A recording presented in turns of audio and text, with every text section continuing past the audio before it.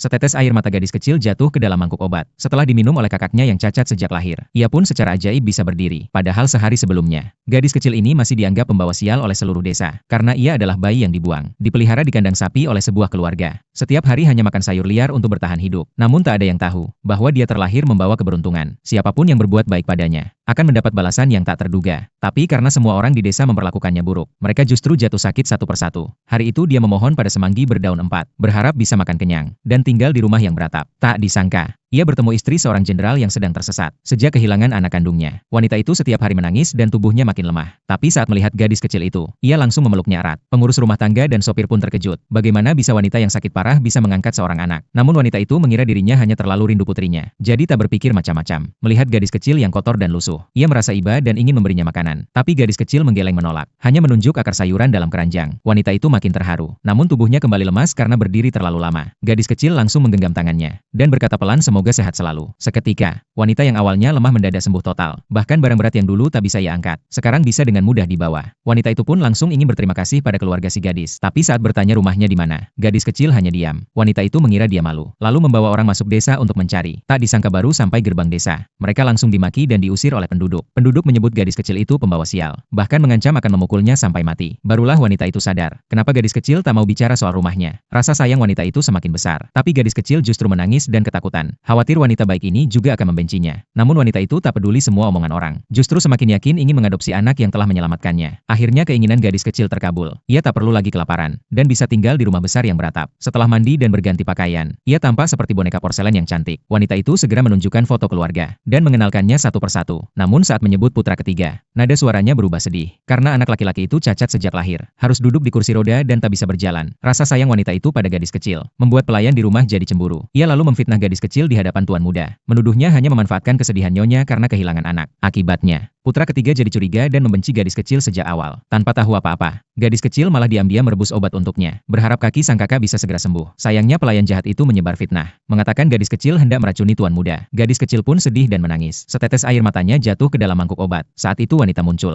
Melihat anak kecil dihina, ia sangat terpukul. Putra ketiga yang tak tega melihat ibunya sedih, akhirnya langsung meminum obat itu. Pelayan pun menertawakan, yakin obat itu tidak akan manjur. Tapi tak disangka, kaki sang kakak tiba-tiba bisa digerakkan. Ia benar-benar berdiri. Semua orang terkejut, dan semakin yakin bahwa gadis kecil adalah pembawa keberuntungan. Untuk pertama kalinya, putra ketiga menunjukkan senyum tulus, dan sangat menyayangi adik barunya. Namun tanpa mereka sadari, setiap kali gadis kecil menyelamatkan orang, tubuhnya akan melemah sebagai gantinya. Malam itu ia demam tinggi tak kunjung turun. Dalam mimpinya ia bahkan melihat ayah barunya akan tertimpa bahaya. Tapi karena tubuhnya sangat lemah, ia tak sanggup mencegahnya. Ibu dan kakaknya